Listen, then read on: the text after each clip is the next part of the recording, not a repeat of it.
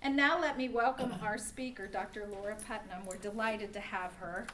Lara is a professor of history at the University of Pittsburgh and a lead researcher at the Pitt Disinformation Lab at Pitt Cyber. She researches social movements and political participation in local, national, and transnational dimensions. Since 2017, Lara has been using ethnographic and oral historical methods to explore shifts in grassroots political organizing in Pennsylvania and beyond. Her research related to digital information flows has had substantial policy impact. Her research on child endangerment online has shaped advocacy. Her publications have appeared in public-facing and scholarly venues too numerous for me to go into at this point. So I will hand it to you now. Thank you very much.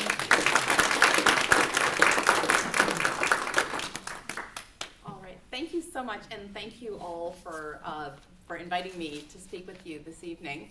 And I thought maybe since we could take advantage of being a smaller group here, and maybe we could start in a little more of a conversational way.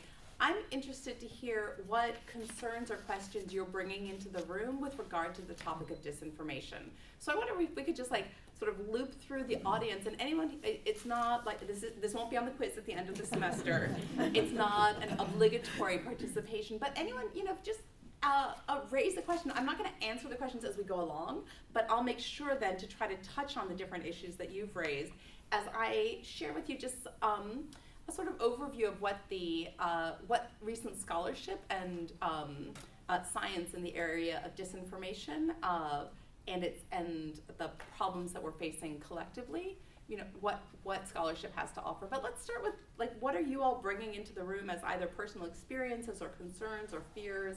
Well, let's start here and just work our way back maybe.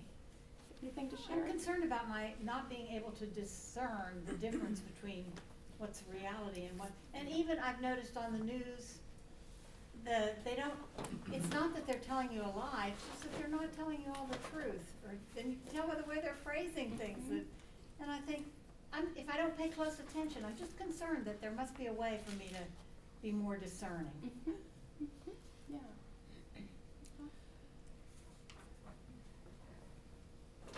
I don't know how to say this. I know we want to be nonpartisan. Absolutely. I have dear friends who believe very differently than I believe, and sometimes they say things that it makes me just want to have steam come out my. Do you have any good suggestions for when people say things that are clearly not true? How do you politely not call them idiots? No. Recognizing that they're not idiots, and therefore we're not going to start there. You're already 5/3 of the way there. So I love these people. Yeah. Sometimes you just can't talk about it, which is sad. Totally. Question? What I bring is a healthy dose of skepticism because every time I'm very interested in information and sharing and transparency and free speech. Yeah. And seems to me anytime I see disinformation, the concept of studying or restricting or managing disinformation seems to be coming from one side. Yeah. Particularly in academia. So I was kind of interested in to see learn. Yeah, well, thank you for coming. I yeah. really appreciate that, and thank you for sharing that that's where you're coming from. I really appreciate that. So, yeah. Well, I think it's like information overload sometimes. Yeah. I'm old enough to have grown up when you had the noon news, the 6 o'clock news, the 11 o'clock news, and now it's like the 24-hour news cycle. And I think in filling time, sometimes there's so much information that it's overwhelming, to discern. And then also, I remember it used to be there was the news, and then there was the editorial statement from the station manager, and now it's seems like it's all muddied together, and I think it becomes more challenging. And there's just so many sources, and I think that I just get concerned if we're not checking that it's fact-based and researched, and before it's put out there for everyone to consume. Yeah, absolutely. More questions here, or Jeff? My whole concern is that with truth being not the main objective, how do we get back to that? Because there's so much information out there that certain people are telling the truth and other people aren't telling the truth, and I don't understand how certain people can get away with it, and I think it makes it harder for people to have faith in the institutions. Yeah, absolutely. I'd like to get factual news and non-biased news, and any ideas that you can give me for that would be great. Yeah, absolutely. I think it would be interesting to hear about what policies are being put in place, given that social media is so broadly used now by different organizations, and some of those organizations have not the best of intentions. They're trying to manipulate either foreign organizations or even domestic organizations. And how is that from a government, either local government or federal government? How are policies being put in place to somehow try and control that? Similar to what this lady said. Sometimes I'm just speechless over what somebody says and insists is true, and do I respond? Do I just go away because if I don't, I'm going to hurt someone?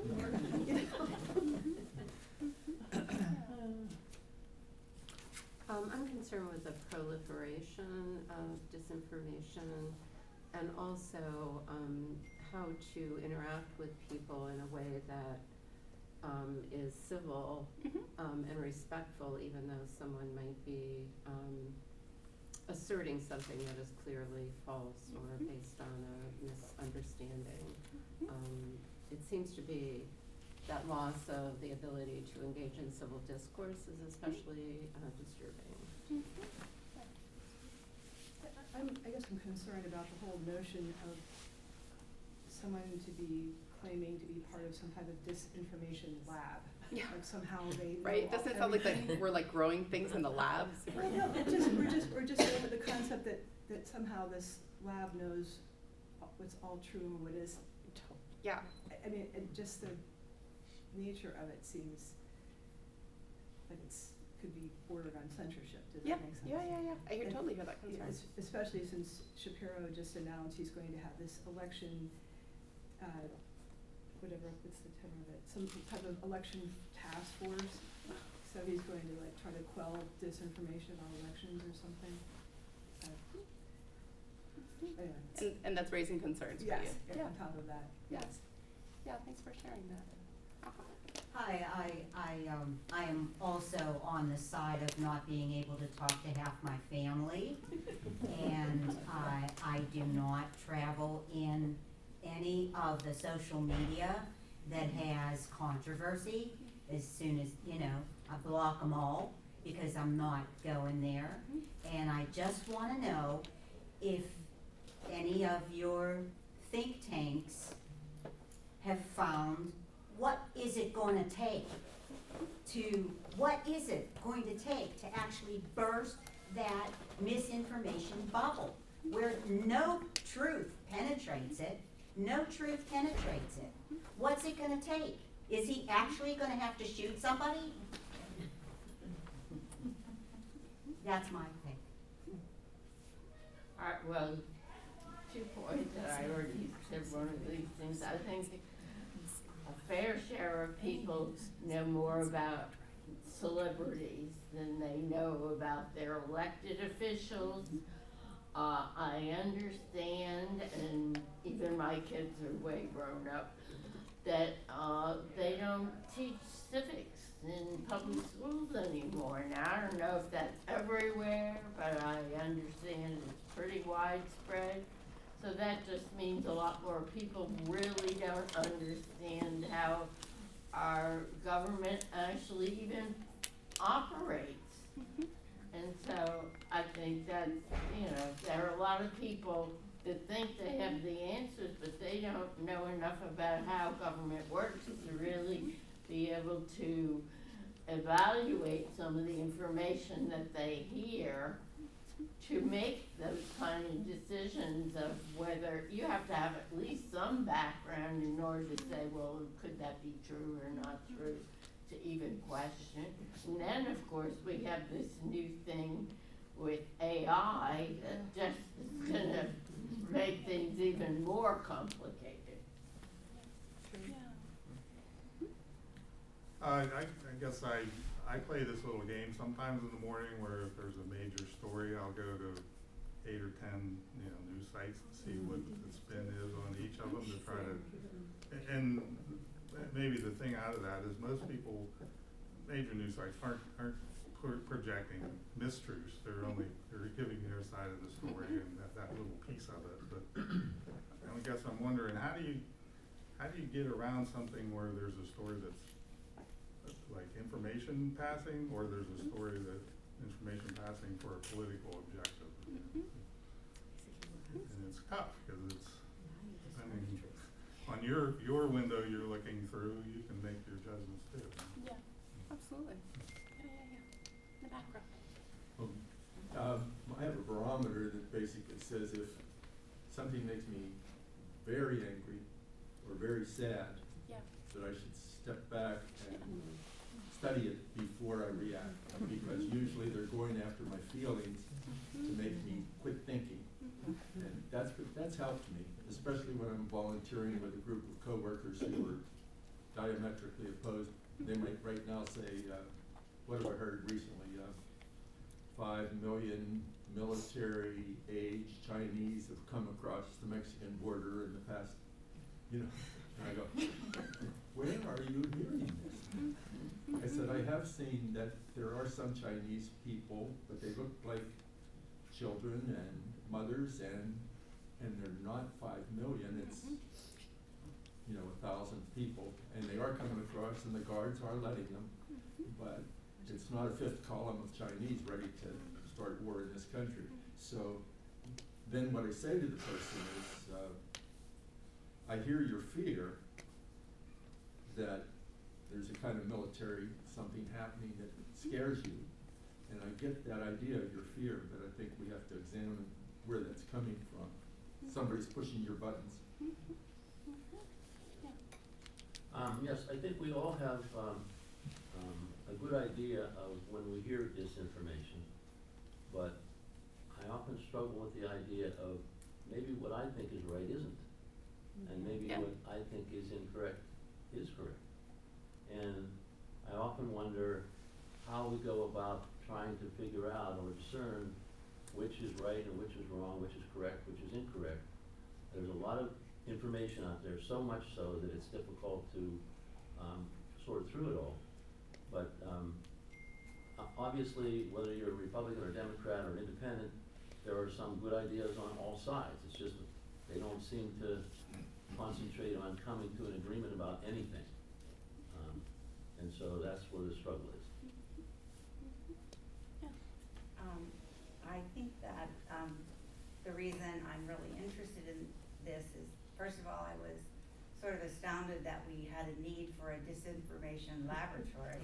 Yes, that was very interesting. Then I wondered, how do they study this and who are they studying? And so I'm interested in learning or hearing about how you do your work. I have felt that they have transferred the National Enquirer completely onto social media. And those magazines that we used to see in the drugstores that said somebody had a baby with 5 heads, that now it's all in social media, and a lot of it's about politics and what's going on in the country, and I'm thinking, oh my God, people believe this stuff. And so I'm worried about that, and I'm also worried about, are these companies going to actually come up with some workable policy that's going to be able to get rid of this disinformation or flag it? I know that there was a big to-do about the push, I don't know whether it was a push or providing information to some media companies about the misinformation or disinformation they were carrying about the COVID. And then somebody filed a lawsuit and said, that the president was trying to curtail freedom of speech.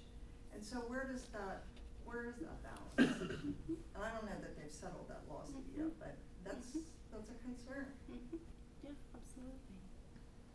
I just, would like to know if there are ways that you can look at, like, say, a social media or, a newspaper to find out where they get their information from.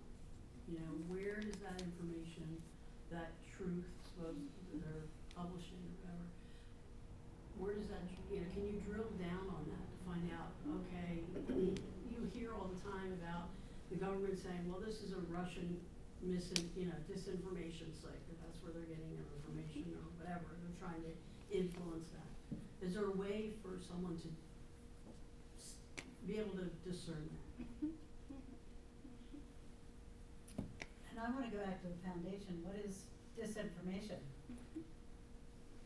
I watch the news and I go, well, that's probably true, but they didn't give you the other information that means that maybe you should look at it differently. So how many murders are in New York City?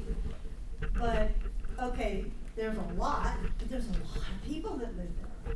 So I sit back and I'm like always like going, well, it's not really false probably, but they're not giving you what to look at the global part of what that is. So what is I don't know, what is it that you do? And how can I as an individual couch that in a way that I can make myself feel comfortable with how I feel? Well, I agree with artificial intelligence. I think that's a concern as we move forward. Is that really that person talking or not talking? What I tend to do is I hate when news just do a little clip of a speech. And so then I will go and listen to the whole speech. Because sometimes they only do the, things that will bring people in to listen to it. So, to do your research a little bit more on that. But, I want us to get back to where we can have discussions to agree to disagree and do it civilly. And we just aren't at that point right now in this country. So first of all, thank you all so much for sharing those questions and also all of the insights that you already shared. I mean, almost every topic that I was going to touch on is something that's like already been previewed in one of the different things people have said here. And I want to start just by like reaffirming that actually everyone in this room shares really important values, and if you didn't share those values, you wouldn't be here. And I say that like embracing the fact that folks in this room probably have voted for very different candidates in very different elections, and even, probably with regard to certain things, just believe different things. And I just want to underscore that your commitment to be here tonight to listen to each other, and because you care about the quality of information, the reliability of information in your community, those are values that we all share. And I appreciate the fact that we're having a chance to be here face to face and talking through some of these different dimensions in a context in which we can understand that we really are human beings who really are doing our best in a quite challenging world that is throwing a lot at us through screens all the time, and where a lot of the cues that we human beings are sort of hardwired to rely on to be able to live together in society have been distorted by technological change and other kinds of change as well, but especially sort of accelerating technological change. And so we're kind of trying to live in society together under conditions in which there are technological things that are like constantly triggering us and pushing us in ways that make it really hard for us to be together and learn from each other and trust each other. So I just want to sort of begin by saying it's impressive that we're all here, and I want to express my gratitude to all of you for being here. In the Pitt Disinformation Lab, which I will say I didn't name, and I've been increasingly arguing that we need to change that name, and here's why. The usual definitions that scholars use of disinformation and misinformation are those that were on the one of the printed cards as we walked in. Disinformation is false information intentionally shared, and misinformation is mistaken information or false information, but where the person who's passing it along believes it to be true. But as already, even in your comments, all of you have pointed out, there are so many shades of nuance there, right? There are, one can certainly come up with examples of people saying things in public life or otherwise, or within the business world or in face-to-face interactions that they know are false. But most of what's the information that we consume contains a blend of sort of empirical assertions and analysis and assessment of the implications, and sometimes shading into advocacy. And those are all things that, like, terms like disinformation, misinformation don't sort of capture the complexity. And if we think about if we think about, like, how should I convince any of you to trust any given piece of information? There's nothing that I can tell you that you can sort of look for and be like, oh, automatically that information, you should trust it. Here are the cues within that information, especially in a digital world, all the more so in a world shaped by AI now. But the cues that we rely on and that we've come to rely on for trustworthiness for individual pieces of information are sort of really easily hackable. And this is true no matter how sophisticated any of us think we are. What are the cues that we rely on? Well, often they're cues to nonpartisanship. But of course, I could tell you that I'm nonpartisan, that I could be giving you a really partisan take on things. So claiming to be nonpartisan is a cue that we follow, but it's very easily sort of distortable, right? We really are nonpartisan. But you really are, totally. But here's the thing, the way that, and this is actually a great example, how do people know that you really are nonpartisan? Because they see how the organization works over time. So it's not the fact that you say it, it's the fact that you live it, right? And it's the fact that people have repeated interaction with you and your events, so that when they trust you, when you say that you're nonpartisan, or that you only organize bipartisan but never partisan events, they are trusting the institution and the organization. And so that's really the shift that we think is necessary.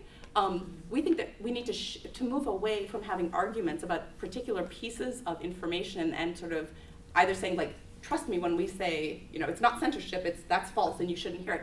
We think that there's a really much more profound issue here, which is that we need collectively to rebuild trust in trustworthy institutions. So, and in that framing, you can see there are two pieces of this.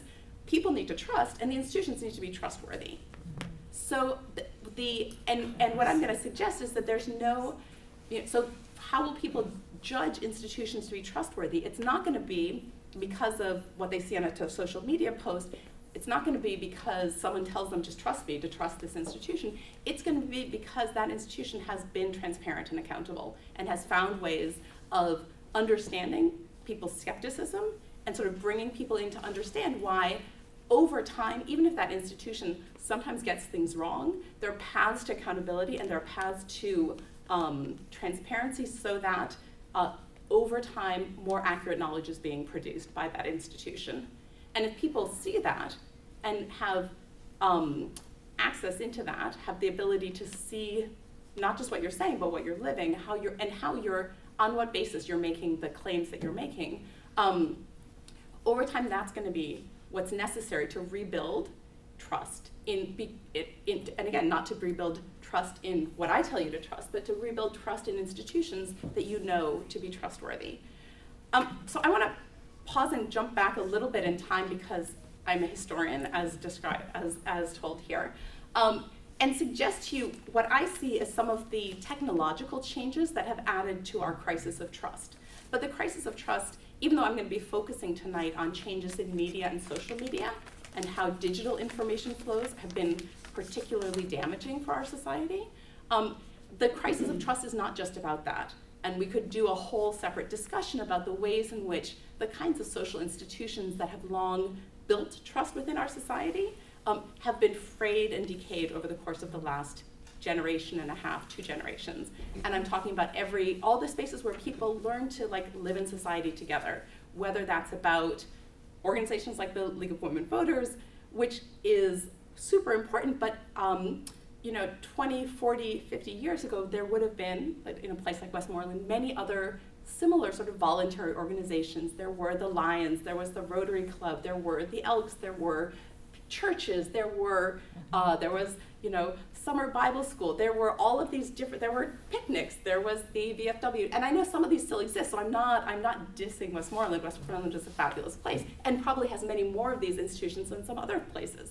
But statistically, sociologically, 20, 40 years ago, 3 or 4 times as many people were participating in those spaces of social interaction, and spending more time in those spaces of social interaction, formal, informal, in ways that helped us build trust, and build trust in multiple different local institutions, because the local newspaper was run by someone who you knew because you met them down at the Lions Club and you saw them. Their uncle owned the washing machine store where you shopped, and so there were all of these sort of cross-cutting lines of connection within communities that meant that the information institutions of the communities were integrated into the community, so that when the local public health authorities were saying something that was not like an anonymous post on the internet, it was the person who your aunt had taught in preschool. So you had these sort of cross-cutting connections through civil society that meant that the information institutions within your community were integrated in, and you had reason to trust them, and you trusted them, right? They were brick and mortar, and it's not that local newspaper never got things wrong, but if that local newspaper printed something that was wrong, there was a front door that someone could go bang on and complain, right? And so that so if you think about that, that's a root of accountability and transparency. And if that local newspaper was consistently wrong or consistently partisan in one direction, they weren't going to actually get the ads that they needed they were going to lose clients, they were going to lose the ad business, so they really needed to represent and speak to a full range of voices within the community. And people knew that, and everyone knew that they were seeing the same front page of the paper every day. So you could argue about what to do about the information that was being presented on the front page of the paper, but pretty much everyone agreed that the information was correct. You could just argue about its implications or what policies should be taken, but the front page was there. People basically had every reason to know that what I'm seeing of the world is the same as what you're seeing of the world. And when we thought that what was being written in the paper wasn't, in fact, the world that we knew, we could go complain about it. So think about how different that is. So the world of brick and mortar institutions, whether they are public health institutions, whether they are academic institutions, whether they're media institutions, brick and mortar institutions have roots for transparency and accountability within a community. Think about the digital versions of those same institutions. And think about how cheap and easy it is to stand up a digital newspaper. Who even knows who's paying for it? Who knows where it's coming from? And I heard all of these doubts, like when you all are like, how do I even know where this information is coming from? What should I trust? That is not a you problem. That is a technology in the year 2024 problem, and it's a global problem that is quite acute right now in this country because digital versions of that look like and have some of the cues, might call itself a newspaper, might talk about what it's producing as news, might call itself a university, might call itself a medical authority. But the digital versions of our traditional sort of homegrown knowledge institutions are cheap and easy to stand up. Like, how much does it cost to register a website compared to how much does it cost to actually build a hospital, right? So when that digital version gets stood up, who knows who's behind it? And it doesn't have to have buy-in to exist. Whereas like the physical hospital or the physical library, like people had to donate money, or people had to show up and do the building, or people had to be part of making that institution work. So brick and mortar institutions are expensive and based in place and have roots to accountability and represent the commitment of multiple different stakeholders.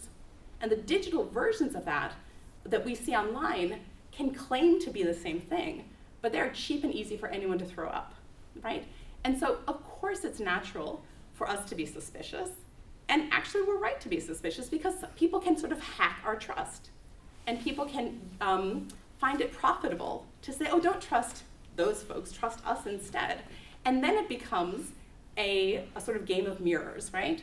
And if you think, that's one way of thinking about where we are now because of shifts in digital technology and digital communications technology. Add to that the fact that as social media surged from basically from 2010 onward, it sucked up so many of the resources that traditional local news media had relied on. So local papers have been folding in place after place after place. I mean, how many people grew up in a community where there were multiple printed papers available daily, right? And how many of you live today in a place where you could get multiple different local papers delivered to your house if you wanted?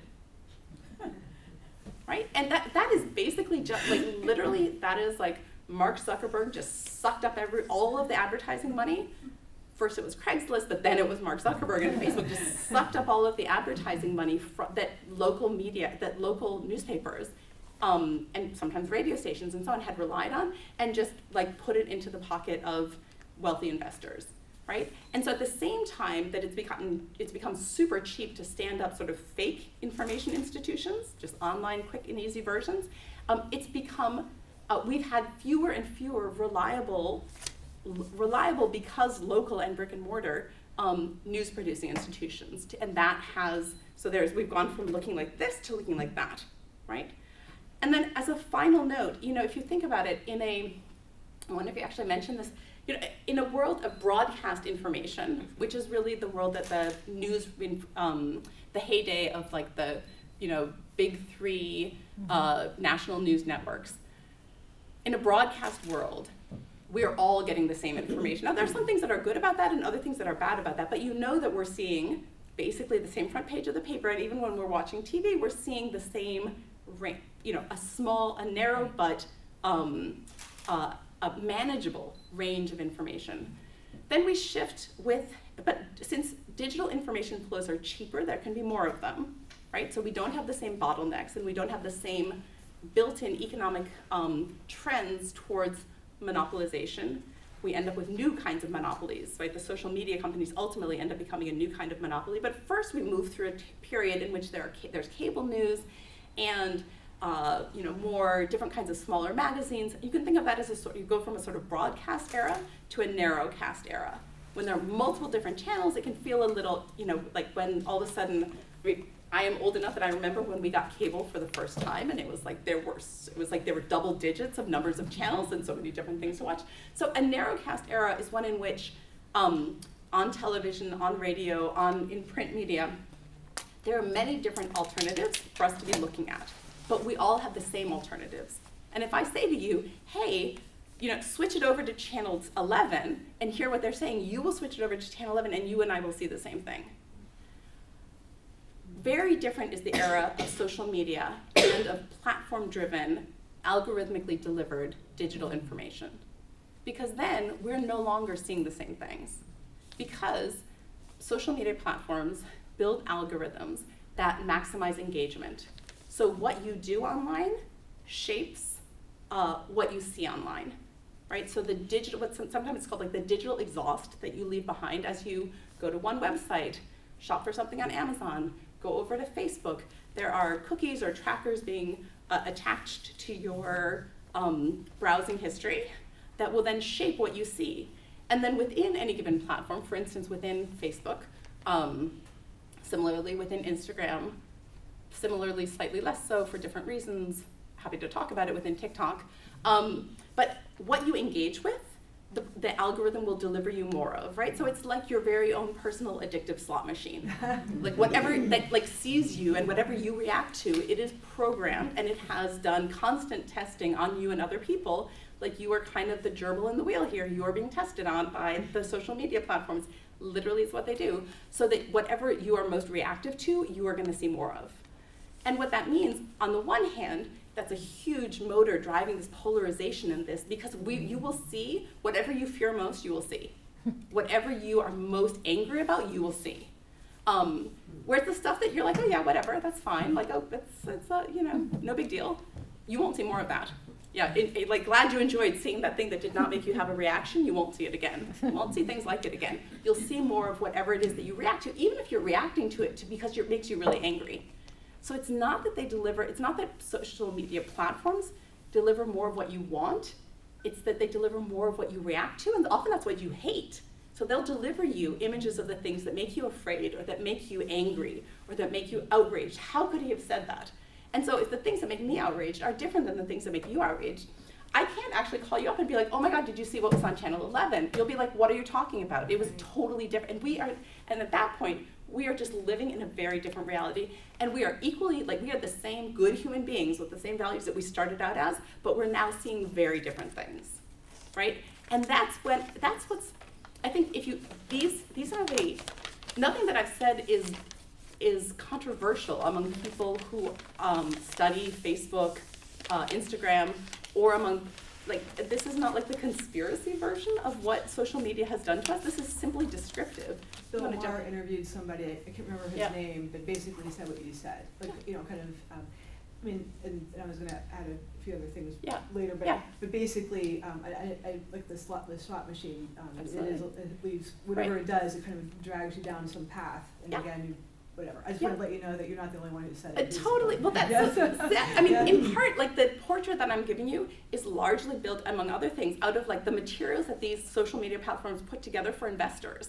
And like when they're saying, like, here's why we're going to be so profitable, literally this is what they say. So it's not like some big secret that I'm sharing, but you won't see it on Facebook unless it makes it really outraged, in which case you'll see more of that. You wanted to jump in. How do they know you're outraged? What if you don't ever say anything or write anything? So if you click on like, or if you click so they've gone back and readjusted this, but for about 5 years, if you clicked like, that made you more likely to see images like that or material like that. And if you clicked hate, that made you 5 times more likely to see material like that. So reactions, and they then ultimately there was like outrage about this, and then they readjusted that piece of the algorithm. But so for like a really formative stretch of the last decade, any things that incited you to respond with something other than a like would then channel you to receive more things that had elicited a similar reaction from other people. So things that they're like, oh, you hate this. Well, other folks also hate this. People who hate that usually hate this, so let us send you this other thing that you hate. And Facebook actually developed this term called hate bait for information that, like, posts that in their explicit content might not be, they're not false and they're not hate speech, but they were predictable. The people who were posting them predictably were like springboarding off of predictable outrage in order to build a brand, to sell someone something, or et cetera, to get more attention. And the other thing is that things that people either reshare or comment on also, those are also components of the algorithm that have functioned, that Facebook has set differently over the years. But basically things that you respond to, or things that you reshare, even if you're resharing it to be like, oh my God, can you believe this person is saying that? You have just given a boost to the thing that you hated, right? And so more people are gonna see it. So if we take a step back and think about how different this is than the world that I described for you, where like we all got the same newspaper and we know who wrote it and we could go knock on the door if we thought that it wasn't accurate, how different is everything that I'm describing? We shouldn't be surprised that we are having so much difficulty in a world, and the number of hours, the latest information is that 6 to 7 hours, the average American spends 6 to 7 hours a day in front of a screen. So this is not a small amount of our lives. This is us having given over half of our waking time to settings that are systematically crafted and perfected to be inspiring anxiety and to be overwhelming us with information at the same time that they're overwhelming us with the unreliability of that information. I will say that depending on the social media platform that you choose, I have found, because again, aren't we all trying to chase information that we think is right? I have found some independent journalists who have, to kind of use your qualifications, who've shown transparency, invited, feedback, have live shows, and also provide, videos of certain things that they're mentioning, providing news of court cases and whatnot. So I have found, and even some independent journalists who by at least one's own admission felt, I guess, tied to what he wanted to write, as opposed to what his editor wanted him to write. So depending on the platform and this, they have more freedom to write what they prefer to write as opposed to what they feel they have to write based on the, owner, expectations and whatever else, advertisers. Yeah. So there's a little bit of promise for people. If you're looking for some independent people, you can judge for yourself, but there might be some folks who provide different views. Yeah. So I'm gonna agree and disagree. Oh, sure. Agree in part and disagree in part, because on the one hand, and sort of conveniently, I actually don't know which sources you're talking about, so I'm not criticizing those particular sources, and those particular sources, in fact, may be entirely reliable. So I'm not making a point about those individual sources. But it still has a platform of like, then if I click on this one particular reporter, it'll click on other things. And also, like, what are the cues that we're all relying on when we say, you know what, here's an independent truth teller, and so that is one of the, just as I said, like, what are the sometimes in philosophy people will talk about heuristics, which are like rules of thumb for determining what is true. So what are the heuristics? And so they're like, because none of us are experts in everything, and actually most of us are experts in almost nothing. So beginning first and foremost to myself, ask any one of my 4 children. So we all rely on other people and we rely on cues to figure out in a complicated world what we should trust, right? And so the heuristics that we rely on, the cues that we rely on, again, can include someone saying this is unbiased and nonpartisan, someone saying they're an independent truth teller. They may in fact be an independent truth teller. The other cues that we rely on things that have numbers and graphs in them are like trigger a response that makes us think this must be a reliable thing. But the other piece that is completely understandable, but also kind of hackable, again, for all of us, for every person in this room, for every person on any committee anywhere, for any person who thinks that they are above it all, they're not. We all rely on cues about the values that are being reflected back to us, right? Because we all, and this is just hardwired, human beings are just hardwired to be social creatures, right? This is how we survived, that humans evolved in settings in which we needed to be able to rely on each other. So it is baked deep into our psyches, it's baked deep into even our somatic responses, how our bodies respond. Is infants will mirror the expressions of other people. We are like constantly learning in relationship to other people. And so it is completely natural that one of the heuristics that we rely on for information is about, does the person who's saying this share our values, right? Because we all want to believe that we are good people in a world which has other good people like us, and that we are doing good things for good reasons, and sometimes getting good results. And every single human being wants to share, that is sort of baked into how we're responding to things. So it is completely natural that when we see information coming from someone who we accurately know shares our values, we're gonna be approaching that with a level of trust. That is completely understandable. But it's also pretty hackable. And it is pretty hackable wherever you stand on any political spectrum, wherever you stand on any given view. That sense of your identity and your values is going to be a really crucial part of how you are assessing information, how much skepticism you're bringing. And so this is why, and to sort of circle back to where I started at the beginning, we can't run upstream against that. We need to respect that for all, again, and this is not like this side or that side, all of us need to respect in each other that our values and our identity is part of what is guiding us as we're choosing information sources, and that in a world of social media, algorithmic driven social media, that can make it really hard for us to have conversations in which we're learning from each other, because that is also really shaping what sources of information we end up getting sort of pushed to and end up getting reinforced for us. And this is why, as I said at the beginning, ultimately the group of folks that I work with at Pitt are absolutely not saying, oh, you all need to, we're in the business of telling you what isn't disinformation. So I would say we're in the business of helping to diagnose the impact of information systems on society, and encouraging people to rebuild trustworthy institutions. Because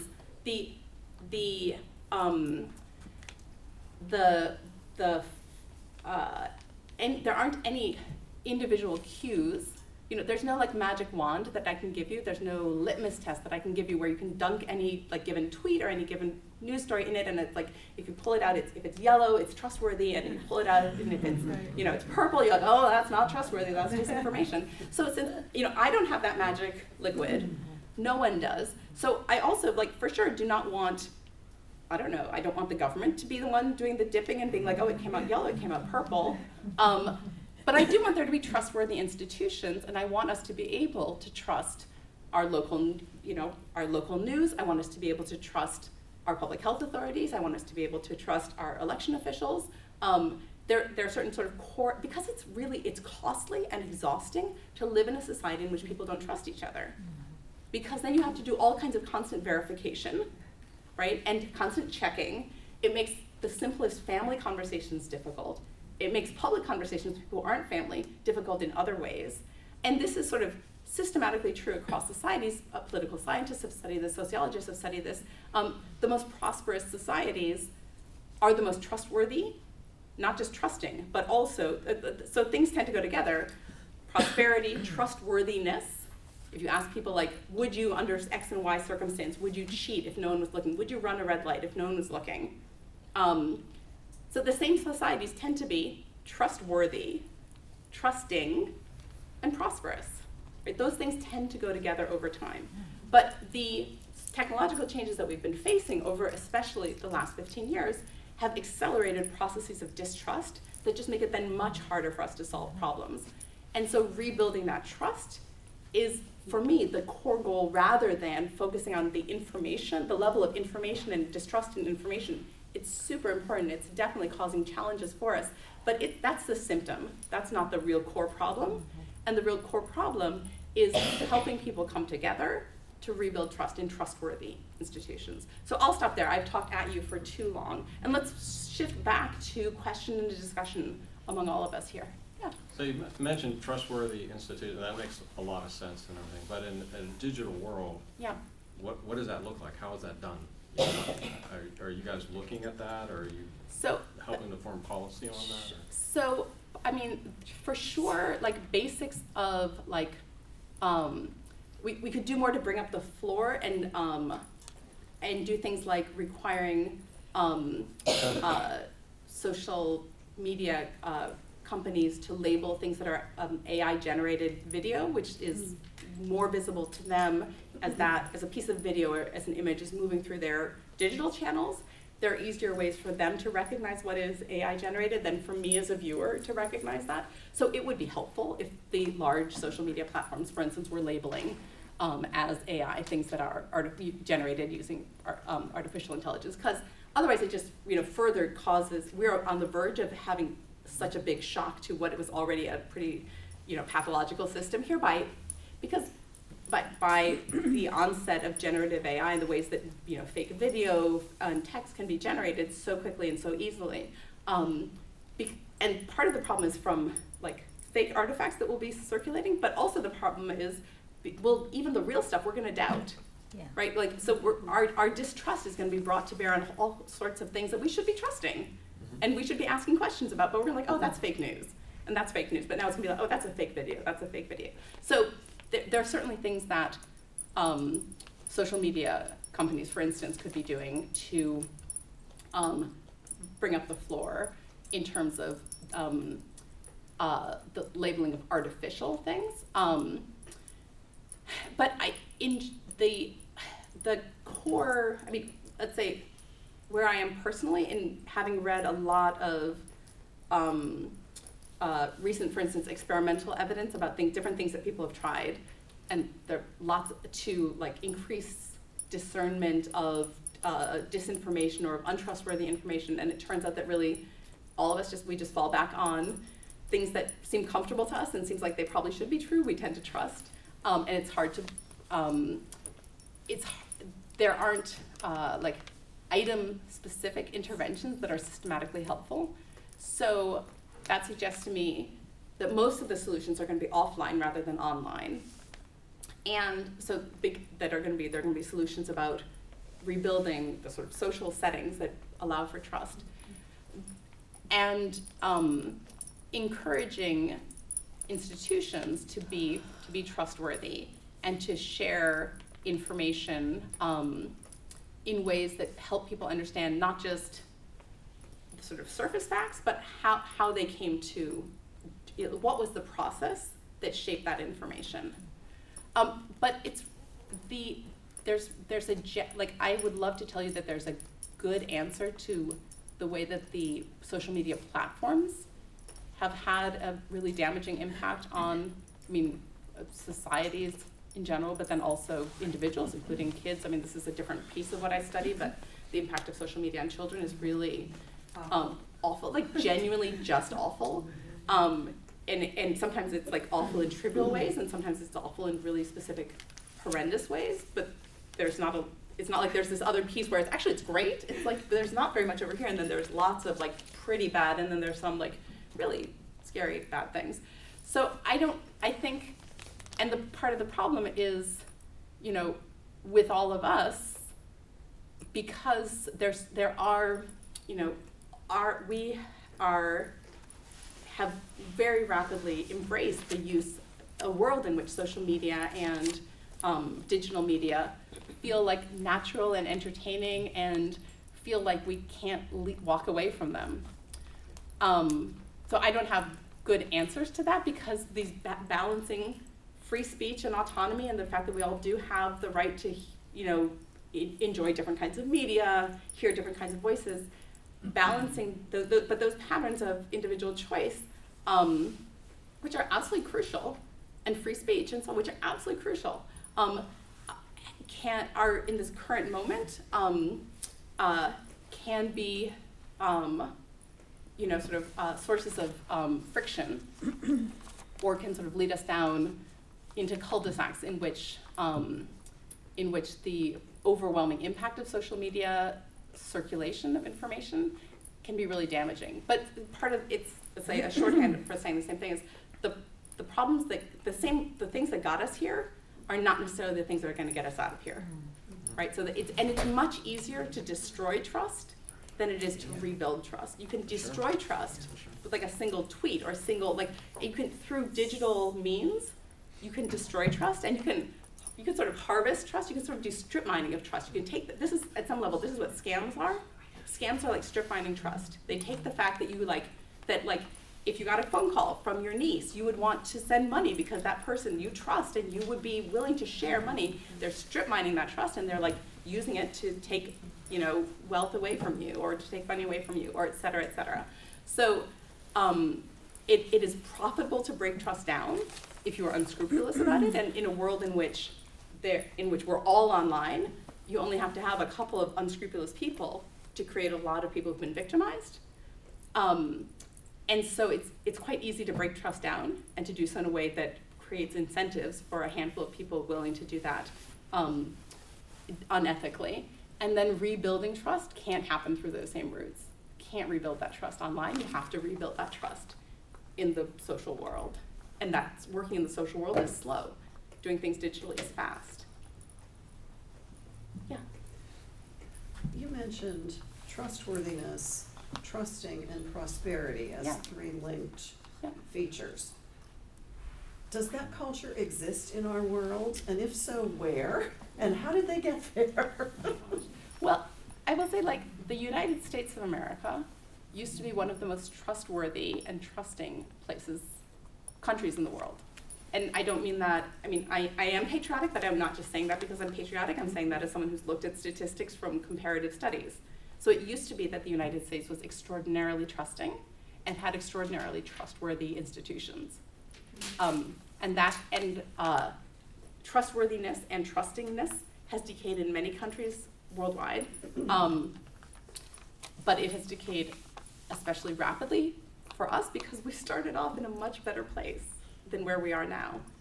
So, I am kind of I feel like nostalgia is actually a positive thing in the sense that you know, lots of folks in this room remember when things were different. I remember when things were different. So I have, some of my kids are in their 20s, and then my youngest daughter is 12. So I have older kids and younger kids. I have like sort of pre-social, almost pre-social media kids. My older kids kind of remember when things were different. My youngest daughter, not so much, but like, I mean, you'll say she will not have a phone until she's 18, just because I'm her mom and this is where I am. But so you remember, like you say, like, where in the world is this working better? Like literally you grew up in a world that was where this was working better. And you have a lot to share. Like you can go think through what were the things that made for, what were the pieces of daily life that you took for granted, because they were like wallpaper, but that you look around you now, you're like, that's missing. And so your own experience can kind of help diagnose what were the things that went into that trustworthiness, trust, and prosperity, that made it possible for us to live together in ways that function better. Yeah. Well, I was thinking before you said that about the youth, I mean, like, that we can reflect back when you had local newspapers, and I liked the point that you said if you didn't like what they had, you could knock on the door, and it was a face-to-face meeting. Sometimes when you talk to young people now, they don't remember that, and they might not be able to value that, and not even have that experience of going and talking to someone in person when they disagree with something. And I think that's, I know you can't ever go backwards. And you'll never go backwards, but how do you get to some place where maybe there's just some more responsibility for people to put things out there to be, to be correct and to be responsive when they're not correct to their listeners or their viewers. You teach. I mean, you teach. Do you teach undergrad? I do teach undergraduate. What do you find that students say as far as this dilemma? Well, I will say I love Pitt students. So I would say a lot of my students walk in eager to learn and not that cynical. And I actually think that's somewhat unusual at the University of Pittsburgh, in part because of its just like deep roots in this region and across the state, and there are other universities where I think undergraduates walk in the door feeling a lot more cynical about things. And I see that cynicism as actually quite, I say dangerous. I don't mean that you should be, I'm not trying to blame people who are cynical, but for our society, that cynicism and that, a belief that it couldn't be better is really quite damaging. Because there remain to this, you all can probably think of different spaces in your community where people do in a non-politicized way, or where people do show up and listen to each other, do things together, whether that's church, whether that's the coffee shop down the street. And part of this is just like cherish those spaces, like don't let more of them be lost, and if you can, anything that can bring more folks in is all to the good.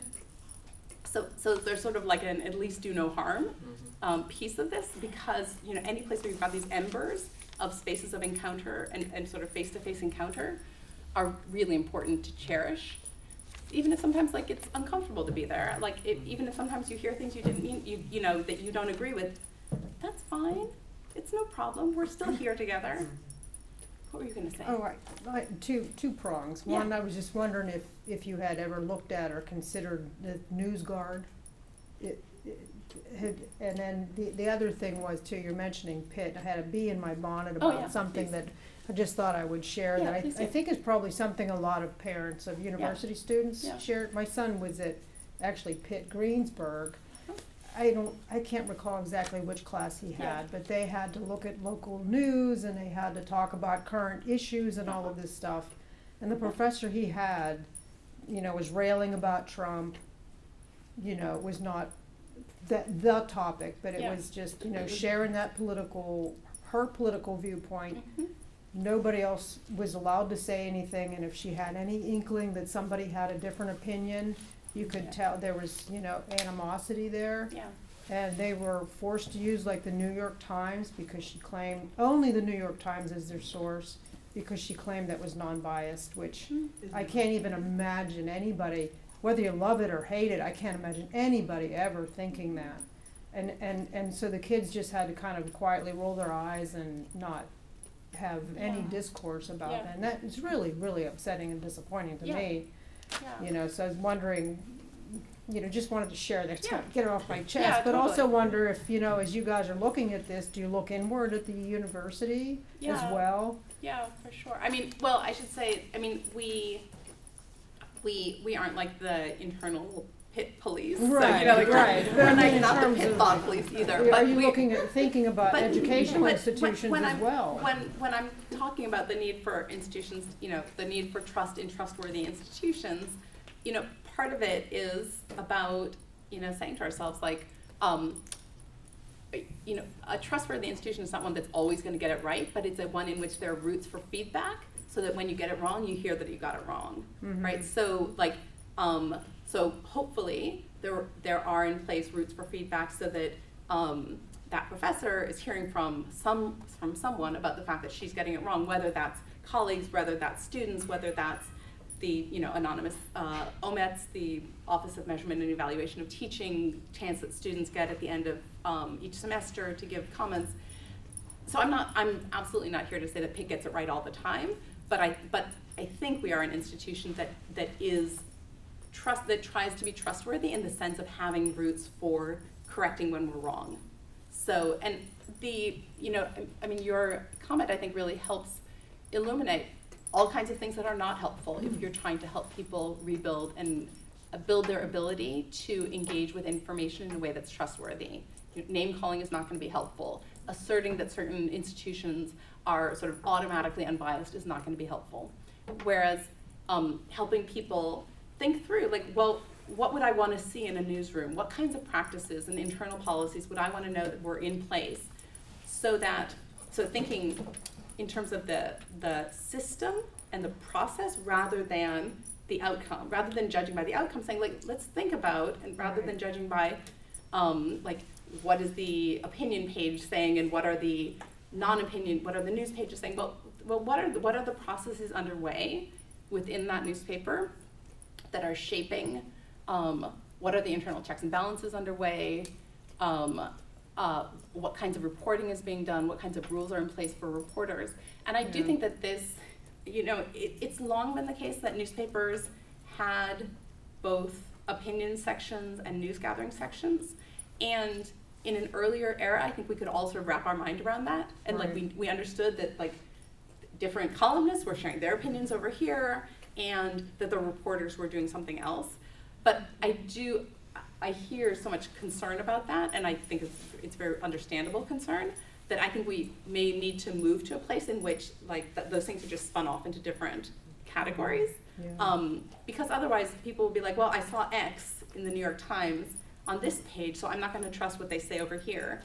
Whereas I'm here to tell you, well, actually, I do think you can trust what they say over here, but what they're saying over here is opinion, and you should only you will embrace that if that sounds like your values, and you will discard it if it does not sound like your values.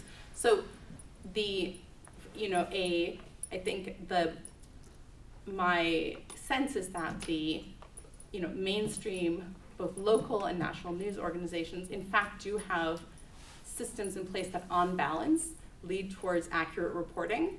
But that doesn't mean that everything that's appearing in their pages is going to be something that one should treat as a sort of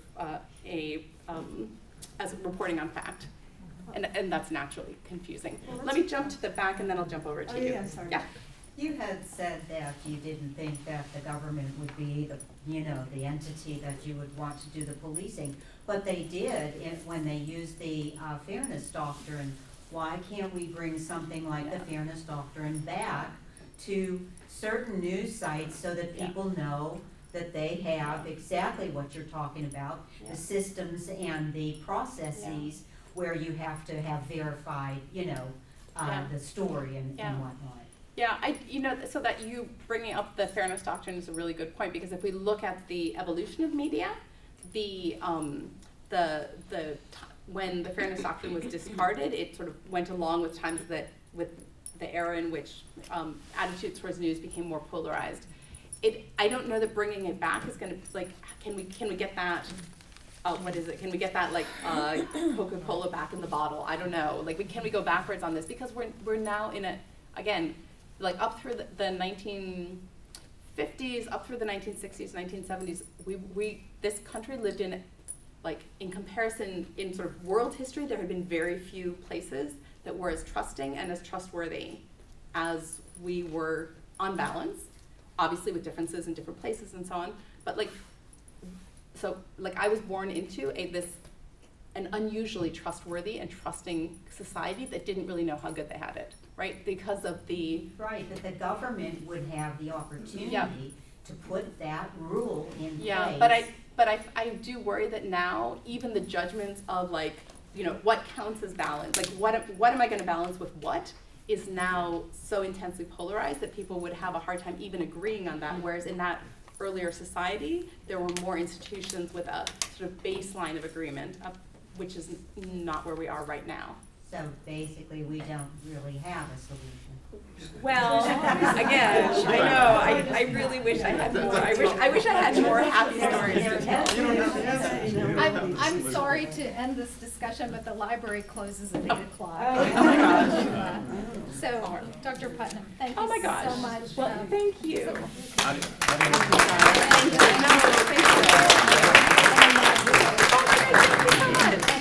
And my water. Oh my God, I am blessed. Thank you so much. I really appreciate it. And thank you all. Please consider joining the LIG.